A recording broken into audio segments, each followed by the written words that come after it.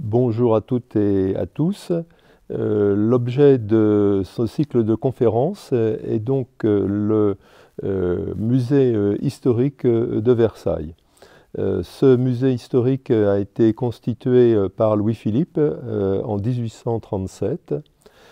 C'est sans doute le plus grand musée historique de France, puisqu'il comporte environ 3000 tableaux et des centaines de statues et de bustes.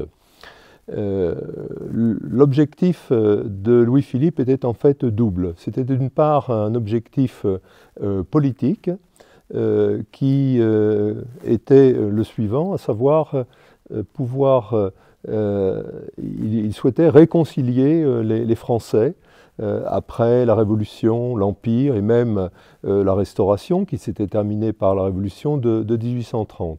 D'ailleurs, à cet égard, il a fait inscrire sur le fronton des 2 ailes qu'il a ajoutées dans la cour du château de Versailles à toutes les gloires de la France. Ceci est donc un programme iconographique puisque le musée présente effectivement les rois, les grands capitaines, l'empereur, qui ont donc été les grandes gloires de la France, en n'oubliant pas les grands écrivains, les artistes, les philosophes et les savants. Le deuxième objectif, lié au premier d'ailleurs de Louis-Philippe, était un objectif pédagogique. Il souhaitait que son musée soit visité par le plus grand nombre, afin justement de connaître cette histoire de la France, cette histoire qui nous réunit, qui était censée donc unifier le peuple français après les troubles de la période révolutionnaire, de l'Empire et de la Restauration.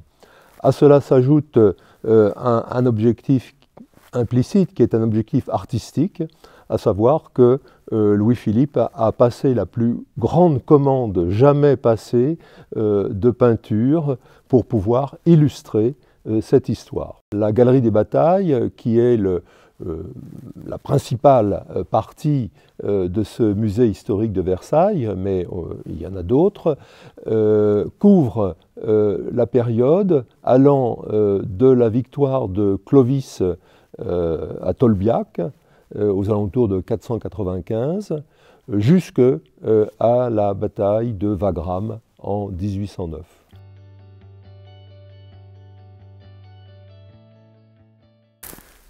Alors, l'ouvrage de référence en la matière est celui de Thomas Getkens, qui est un membre de l'Académie française, et son ouvrage est intitulé « Versailles, de la résidence royale au musée historique, la galerie des batailles dans le musée historique de Louis-Philippe ».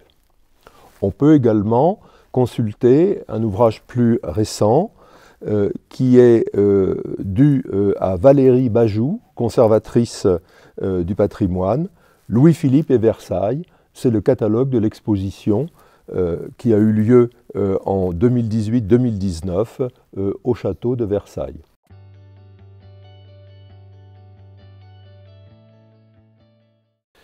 Alors ce que je souhaiterais principalement, et ce sera le fil conducteur en fait de ce cycle de conférences, c'est le fait que le musée historique de Versailles présente une histoire telle qu'on la concevait au XIXe siècle, une histoire qu'on a qualifiée après d'histoire bataille de façon un petit peu péjorative.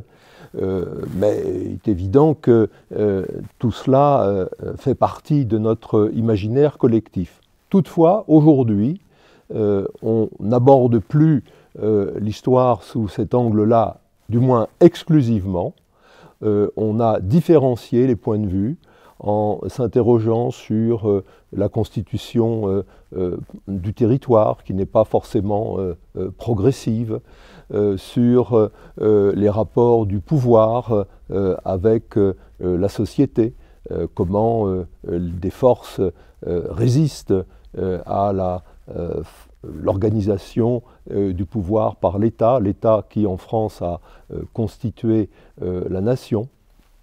Et par conséquent, on a plusieurs points de vue qui seront abordés comme en creux, en quelque sorte, de ces galeries historiques qui présentent une histoire toujours victorieuse. Il suffit simplement de rappeler que la galerie des batailles s'achève par la victoire de Napoléon à Wagram, mais on sait que l'histoire de Napoléon ne se termine pas à Wagram. Bien, donc j'espère vous retrouver nombreux à la rentrée prochaine pour ce cycle de conférences qui aura lieu en octobre, novembre et début décembre.